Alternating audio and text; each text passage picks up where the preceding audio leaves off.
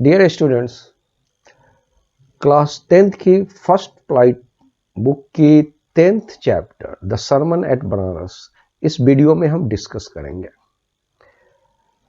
और वीडियो शुरू करने के पहले आपसे रिक्वेस्ट है कि आप चैनल को सब्सक्राइब करके बेल आइकन को दबाइए और ऑल को। The sermon at Banaras, Sarman का मतलब होता है उपदेश देना है। बेसिक और लिटरल मीनिंग होता है रिलीजियस उपदेश, लेकिन रिलीजियस नहीं है, धार्मिक उपदेश नहीं है, क्योंकि भगवान लॉर्ड जो बुद्धा थे वो रिलीजन पे बिलीव नहीं करते थे, गॉड पे बिलीव नहीं करते थे, इसलिए इसे धार्मिक उपदेश रिलीजियस नहीं माना जा सकता।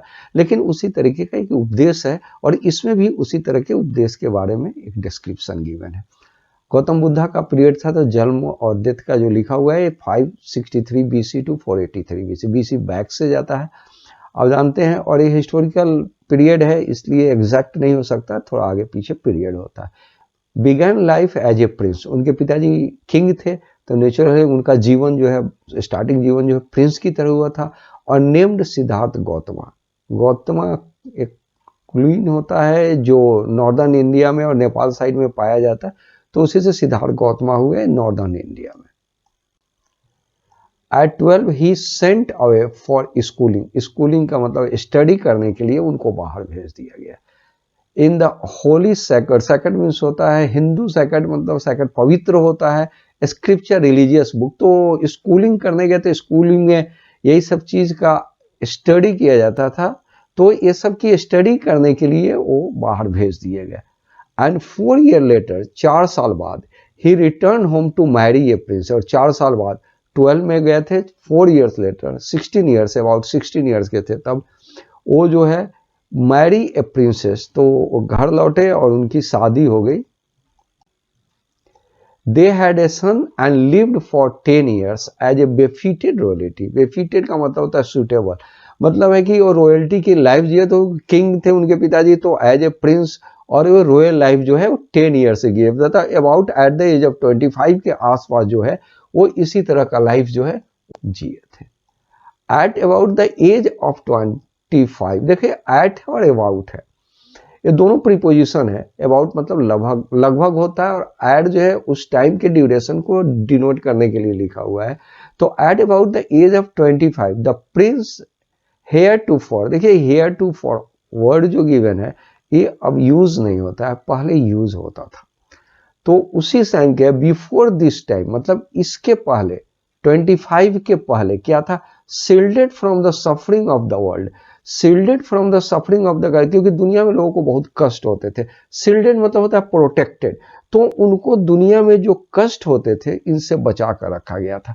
ऐसा इसलिए किया गया था कि जब उनका जन्म हुआ था तो उनके फादर जो किंग थे, उनको जो है, जो विद्वान थे, जो पंडित थे, उन लोगों ने बताया था कि ये बालक जो है ये साधु बन जाएगा। तो उनके फादर ने ये 25 तक के एज में उनको दुनिया की सफरिंग, मतलब दुनिया में लोगों को क्या कष्ट होता है इसके बारे में कुछ भी नहीं बताया था। तो यहीं पर देखिए, at the about the age of 25 the prince heir to for shielded from the suffering, shielded मतलब प्रोटेक्टेड, बचा के रखा गया, उनको नहीं बताया गया था। While out hunting chanced upon, कभी अचानक जब वो हंटिंग के लिए बाहर निकले, तो चांस्ड अपॉन का मतलब होता है बाई चांस, अचानक जो है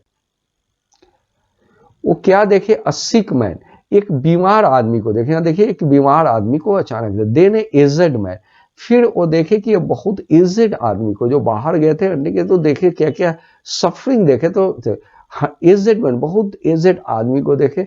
देन ए फ्यूनरल प्रोसेसिंग, फ्यूनरल प्रोसेसिंग का मतलब होता है कोई आदमी डेथ कर गया था और उसको शमशान घाट लोग ले जा रहा था, तो इस दृश्य को देखे, funeral processing. And finally A monk begging for, और उन्होंने देखा है कि मॉन्क जो है बेगिंग फॉर आर्म, तो ये भीख मांगते हुए देखा।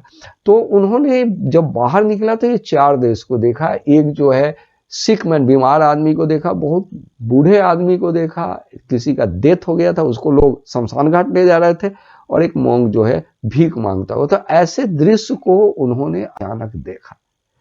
This sight so moved him that he at once went out into the world of seek enlightenment.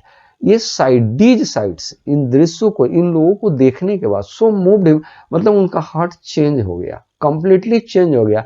That he at once went out into the world of seek enlightenment, लोगों के दुख को देख के, सौरों को देख के, सफरिंग को देखकर ये सोचने लगे ये क्यों है, और ये दुनिया में बाहर निकल गए, पैलेस से बाहर निकल गए ये जानने के लिए।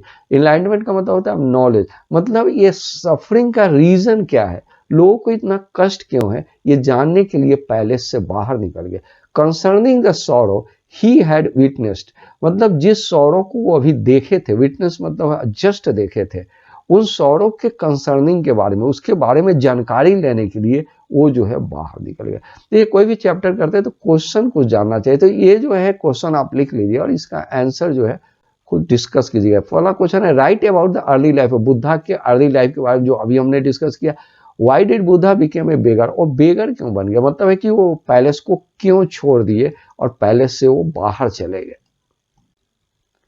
ही वांडर्ड, वांडर मतलब होता है इधर उधर घूमना, ठीक है। तो वो जब पैलेस को छोड़ के बाहर गए तो इधर उधर घूमने लगे फॉर 7 ईयर्स, 7 सालों तक वो बहुत जगह गए, बहुत लोगों से कांटेक्ट किए, बहुत लोगों से बात किए, एंड फाइनली जब उनको कोई रिजल्ट नहीं मिला, लोगों के कष्ट, बेसिक वो पैलेस इसलिए छोड़े थे कि सफरिंग, दुनिया में लोगों को बहुत सफरिंग है, कष्ट है, वो क्यों है, बहुत जगह घूमे, उनको जब रिजल्ट नहीं मिला, ही फाइनली अंत में सैट डाउन अंडर ए पीपल ट्री, एक पीपल ट्री के नीचे बैठ गए, वेयर ही वोड टू स्टे अंटिल इनलाइटमेंट के, और वहां पे शपथ लिए, वो सोचे कि जब तक इस चीज की जानकारी नहीं हो जाएगी कि क्यों लोगों को इतना कष्ट है, तब तक जो है वहां पे वो बैठे तपस्या करते रहेंगे, ठीक है। एनलाइटमेंटेड आफ्टर 7 डेज, और 7 दिन बाद उनको जो है ज्ञान प्राप्त हो गया, ठीक है। He renamed the tree Bodhi tree, और ये वही ट्री है, अभी भी वो बोध गया में है, जिस ट्री के नीचे बैठ के उन्होंने तपस्या की थी और जहां उनको ज्ञान प्राप्त हुआ था, तो उस ट्री का नाम बोधि ट्री पड़ गया, tree of wisdom. And began to teach and to share his new understanding, जब उनको ज्ञान प्राप्त हो गया, इस जानकारी हो गई कि दुनिया में लोगों को सफरिंग क्यों है, तो उसके बाद बिगैन टू टीच, लोगों को टीच करने लगे, and share his new understanding, जो जानकारी उनको हुई थी वो लोगों के बीच बताने लगे। At that point he became known as Buddha, और तब उनका नाम जो है बुद्धा हुआ, द अवेकेंड और इनलाइटनेड, मतलब है कि ज्ञान प्राप्त हुआ, इंसान बन गए, और वो घूम घूम के लोगों को जो है अपने ज्ञान के बारे में बताने लगे। The Buddha preached his first sermon at the city of Banaras, तो Buddha preached his first sermon at the city of Banaras, और बुद्धा जो है सबसे पहला जो है अपना उपदेश दिए, अपना ज्ञान दिए, वो बनारस में दिए, most Holi of the dipping place on the river Ganga, और गंगा के किनारे बसा हुआ है, एज यू नो, आप जानते हैं अच्छी तरीके से, तो उसी के किनारे जो है उन्होंने जो है पहला अपना उपदेश दिया, ज्ञान दिया था वो। एक और नेक्स्ट एक क्वेश्चन है, क्वेश्चन सारे आप जरूर लिख लीजिएगा। Where did Buddha give his first sermon, कहाँ जो है अपना फर्स्ट सर्मन, अपना उपदेश जो है सबसे पहला उपदेश वो कहाँ दिए थे। That sermon has been preserved, preserve होता है किसी चीज को बचाकर, किसी को रख के, किसी को रखा जाता है, वो प्रिजर्व किया, एंड इज गिवन है, और उसी सर्मन के बारे में आगे बताया जाएगा आपको। It reflects the Buddha's wisdom, wisdom में जानकारी होती थी, ये बताता है कि बुद्धा के कितनी जानकारी about one inscrutable kind of suffering, mysterious emotion. तो ये मिस्टेरियस इमोशन क्या था ये आपको बताया जाएगा। अभी जो है किसी का बच्चे का डेथ हो गया तो नेचुरल है कि मिस्ट्री मतलब होता है बहुत रहस्य जिससे बोलते हैं, और इमोशन जो होती है, जो साइकोलॉजी होती है, मानसिक स्थिति होती है, तो उनके जो विजडम थे about one inscrutable mysterious emotion kind of suffering, एक सफरिंग के बारे में इसमें जो है डिस्कस किया गया है। अब जो है ये शुरू हो जाता है, ये सफरिंग किसका था, और ये किस्सा Gautami had and only son, किस्सा गौतमी की एकमात्र सन था, एंड ही डाइड, और सन जो है वो मर गया। इन हर ग्रीफ, ग्रीफ मतलब होता है दुख, ग्रेट सैडनेस, बहुत दुखी हो गई हो, और she carried the dead child to all her neighbours, तो उस बच्चे को पड़ोसी के पास सब जगह इधर उधर जो है वो बच्चे को ले जाने लगी और ले जाकर आस्किंग देम फॉर मेडिसिन, और सबसे पूछने लगी कि वो कोई मेडिसिन दे ताकि वो बच्चा उसका ठीक हो जाए। And the people said she has lost her sense, the baby is dead. लोग कहते थे कि ये जो है किस्सा गौतमी सी है, उसका दिमाग खराब हो गया है, वो बच्चा मर गया है। मतलब लोग मेडिसिन क्या दे सकते, वो बच्चा तो मर चुका था, तो लोग कहते थे सी हैज लॉस्ट, उसका सेंस खराब हो गया, दिमाग खराब हो गया बच्चा। नेक्स्ट क्वेश्चन है व्हाई वाज किस्सा गौतमी इतनी दुखी क्यों थी। एंड दूसरा क्वेश्चन था व्हाट डिड शी डू, और उस बच्चे को ठीक करने के लिए वो क्या की। आइए अब आगे शुरू करते हैं। At length at last Kisa Gotami met a man who replied to her request. एक आदमी से मिली और वो आदमी ने उसके रिक्वेस्ट का रिप्लाई दिया। आई कैन नॉट गिव दी मतलब होता है यू, मेडिसिन, मैं तुमको मेडिसिन नहीं दे सकता। फॉर दाई चाइल्ड, दाई मतलब योर होता है, फॉर दाई चाइल्ड, मैं तुम्हारे बच्चे का क्योर करने का कोई मेडिसिन नहीं दे सकता। But I know a physician who can, लेकिन मैं एक पर्सन को जानता हूं जो ये काम कर सकता है। यहाँ फिजिशियन इसलिए हुआ है क्योंकि उसके बच्चे को मेडिसिन चाहिए, तो इसलिए फिजिशियन वर्ड यूज हुआ है। ठीक है, हु कैन मतलब जो दे सकता है तुम्हारे बच्चे को मेडिसिन क्योर करने का। एंड द गर्ल से, वो किस्सा गौतमी के बारे में वो बोलती क्या है, प्रे प्लीज मतलब बहुत रिक्वेस्ट करती है, tell me sir who is it, वो बोलती है कि वो कौन आदमी है, आप बताइए। And the man replied go to Shakya Muni the Buddha, Shakya मुनि बुद्धा को ही बोला जाता है, तो मैन रिप्लाई करता है कि तुम उसके पास चले जाओ और उस आदमी से मिलो, वो आदमी तुम्हारे बच्चे को क्योर करने का मेडिसिन दे सकता है। किस्सा गौतमी रिपेयर्ड मतलब वेंट टू, किस्सा गौतमी कहाँ गई, टू द बुद्धा के पास गई और cried Lord and master give me the medicine that will cure my boy, और उससे रिक्वेस्ट करती है कि वो ऐसा मेडिसिन दे जो उस बच्चे को क्योर कर सके। देखिए क्योर वर्ड इसलिए हुआ है कि मेडिसिन का यूज करने से कोई भी आदमी ठीक हो सकता है। किस्सा गौतमी के लिए वो बच्चा क्योर हो जाएगा, मतलब ठीक हो जाएगा, एलाइव हो जाएगा, ठीक हो जाएगा, तो इसीलिए क्योर वर्ड यूज है। यहाँ मेडिसिन दिया हुआ है इसलिए उसका क्योर से relation. The Buddha answered, Buddha जो है बोले, I want a handful of mustard seed, उसके जवाब में बोले कि उनको जो है मस्टर्ड सीड चाहिए, एक मुट्ठी मस्टर्ड सीड चाहिए बस। And when the girl in her joy promise to procure, चूंकि किस्सा गौतमी बहुत खुश हो गई क्योंकि इन हर जॉय, क्योंकि वो प्रोक्योर मतलब गेट होता, उसके लिए बहुत प्रॉब्लम नहीं था। A handful of mustard it, तो खुश हो गई द बुद्धा से, जब वो लाने के लिए तैयार हो गई कि वो जा रही है लाने, तब बुद्धा बोलते हैं the mustard seed must be taken from a house where no one has lost a child, husband, parents और फ्रेंड। वो कहे कि मस्टर्ड सीड तो ठीक है लेकिन मस्ट बी टेकन फ्रॉम, उसको उसी घर से लाना है जिस घर में कोई बच्चा, हस्बैंड, पेरेंट्स, फ्रेंड, मतलब कहने का है कि जिस घर में कोई मरा नहीं हो उसी घर से वो मस्टर्ड सीड लेकर आए। पुअर किस्सा, पुअर का मतलब बेचारी हो गई थी किस्सा Gautami. Now went from house, वो घर के घर गई, लोग से मिलते गई, लोगों से मस्टर्ड सीड मानती गई। एंड द पीपुल पिटीड मतलब दया कर, क्योंकि उसकी सिंपैथी है, गेव सिंपैथी, क्योंकि उसका बच्चा डेथ कर गया था तो लोगों को तो दया आएगी, तो दया आ गई। तो her and said here is mustard seed take it, और लोग उसको कहते थे कि मस्टर्ड सीड है लो। बट वेन सी आस्क्ड, लेकिन जब वो आगे पूछती थी, did a son or daughter, a father or mother die in your family, जब ये क्वेश्चन पूछती थी कि क्या आपके परिवार में कोई मरा है, दे आंसर्ड हर, अलाज, अफसोस के लिए अलाज वर्ड यूज होता है। द लिविंग आर फ्यू, जो जिंदा है तो बहुत कम है, but the death are many, बहुत लोग मर गए, जिंदा लोग कम है और मरे हुए लोग ज्यादा है। Do not remind us of our deepest grief, और ये जो बहुत ज्यादा जो ग्रीफ है, मतलब डेथ के बारे में जो बहुत ग्रीफ है, इसको तुम याद मत कराओ। ये लोग जिसके यहाँ मस्टर्ड सीड मांगने जाती थी वो इसको बताते थे। And there was no house but the some beloved one had died in it, और उसको कोई भी ऐसा घर नहीं मिला जहां कोई ना कोई प्यारा मरा हो। नेक्स्ट क्वेश्चन है why did Kisa Gautami go to Buddha, Buddha के पास क्यों गई थी।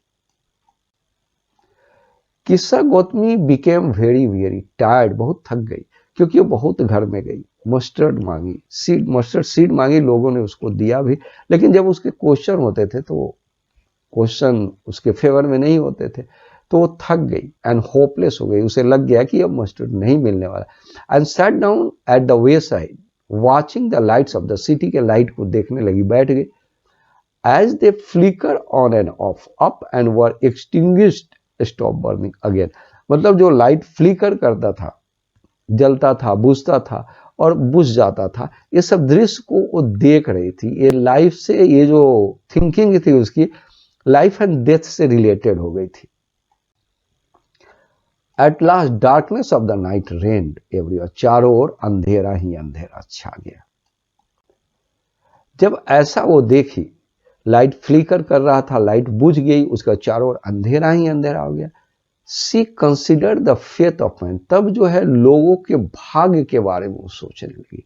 That their life flicker up and are extinguished again, लोगों का जीवन जो है फ्लिकर करता है फिर बूझ जाता है। मतलब आदमी जन्म लेता है और मर जाता है। अब जो है वो लाइफ की रियलिटी के बारे में समझने लगी।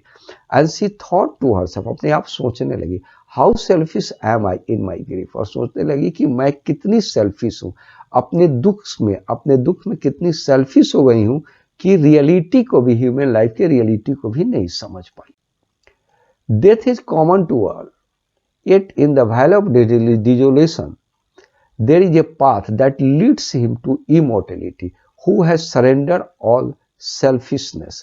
वो कह रहे हैं कि death is common to, death तो सबको होना ही है, सबको मरना ही है एक दिन।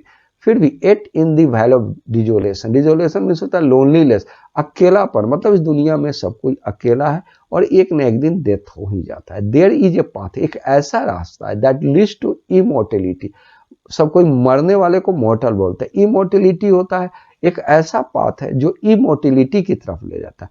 Who has surrender all selfishness, जो अपने सेल्फिशनेस को सरेंडर कर देगा, अपने स्वार्थ को समाप्त कर देगा, वो इमोर्टेलिटी की तरफ चला जाएगा। The Buddha said, life of mortals in the world is troubled and brief and combined with pain. Buddha ने कहा कि जो मोर्टल्स हैं, जो मरने वाले हैं, जो जन्म लेते हैं मरते हैं, तो जो मरने वाले हैं in this world is troubled and brief, वो परेशानियों से भरा हुआ, और ब्रीफ मतलब छोटा होता है, एंड कंबाइंड विथ पेन, और वो जब तक रहेंगे उनका लाइफ जो है कंबाइंड मतलब पेन से, दर्द से, परेशानी से भरा पड़ा रहेगा। For there is not any means by which those that have been born can avoid dying. ऐसा कुछ भी नहीं है कि जिसने जन्म लिया है वो किसी तरह से अवॉइड कर दे, वो नहीं मरे, ऐसा नहीं हो सकता। After reaching old age there is death, और जब कोई भी ओल्ड एज का हो जाएगा तो डेथ होना ही होना है। Of such a nature are living beings, उनके कहने का है कि लिविंग बींग्स का ये नेचर है कि जो जन्म लिया है वो ओल्ड होगा और एक न एक दिन उसको मरना ही मरना है। As a ripe fruits are early in danger of falling, जो फ्रूट होते हैं जब वो पक जाते हैं, राइप हो जाते हैं, तो उनको गिरने का डर शुरू हो जाता है। So mortals when born are always in danger of death, जो मरने वाले हैं, जो जन्म लिए हैं, उसको हमेशा मरने का डेंजर रहता ही रहता। As all earthen vessels made by the potter end in being broken, जो मिट्टी के बर्तन होते हैं, जो जिसको पोटर जो बनाने वाला होता है, वो टूट जाता है और वो टूटने के बाद वो समाप्त हो जाता है। So is the life of, इसी तरह से मिट्टी के बर्तन की तरह ह्यूमन बीइंग का भी लाइफ है, वो भी जो है डेथ होने के बाद वो समाप्त हो जाता है। Both the young and adult, both those who are fools and those who are wise, जो यंग है और जो एडल्ट है, जो कम उम्र के हैं, जो ज्यादा उम्र के, जो बेवकूफ है फूल्स है, और जो वाइज हैं, जो बहुत समझदार है। ऑल फॉल इनटू डेथ, सबको एक दिन मरना ही मरना है। ऑल आर सब्जेक्ट, सबको एक दिन डेथ होना ही होना है, सबका डेथ होगा ही। Of those who overcome by death depart from life, जो ओवरकम कर जाते हैं, मतलब जो डेथ पर कंट्रोल करता है, मतलब अपनी सोच पे कंट्रोल कर लेते हैं, डिपार्ट फ्रॉम लाइफ, और लाइफ से डिपार्ट हो जाते हैं। A father can not save his son nor Kings man there relation. एक फादर जो है अपने बच्चे के डेथ से नहीं बचा सकते, एक संबंधी दूसरे संबंधी को मरने से नहीं बचा सकता है।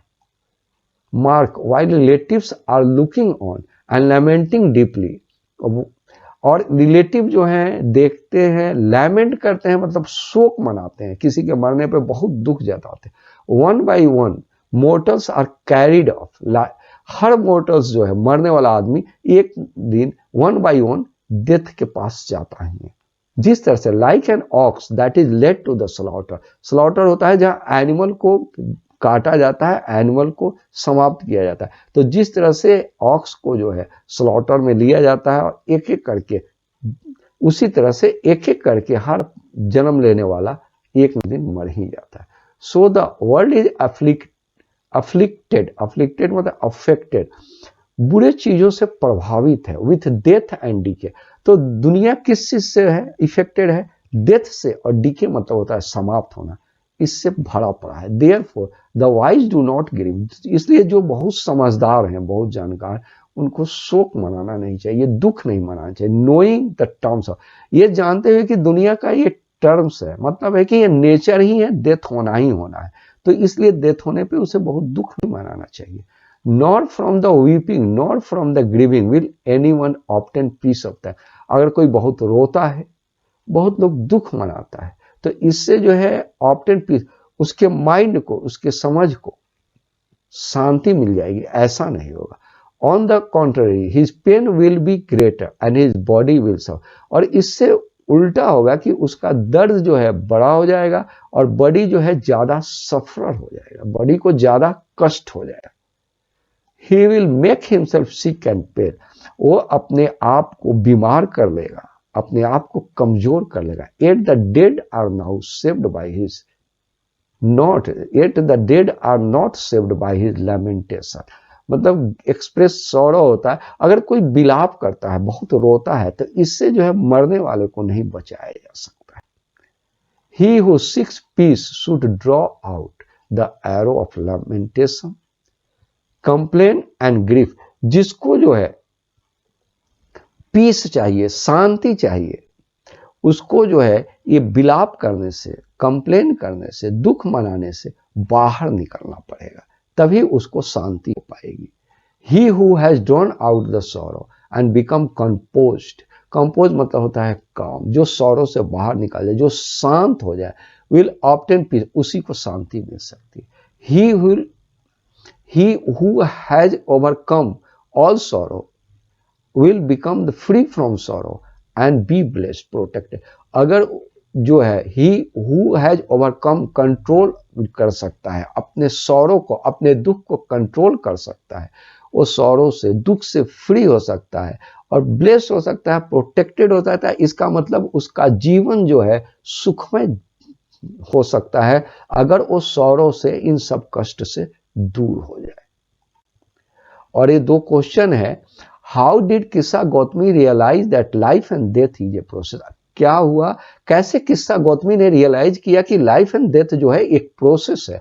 What did Buddha say about death and suffering, Buddha ने डेथ एंड सफरिंग के बारे में क्या कहा है। और इसी के साथ जो है ये पूरा जो है वीडियो पूरा हो जाता है। अगर ये वीडियो अच्छा लगा है तो आप जो है चैनल को अवश्य सब्सक्राइब कर लें, अपने फ्रेंड को इसे शेयर करें, और thanks a lot to all for watching the video.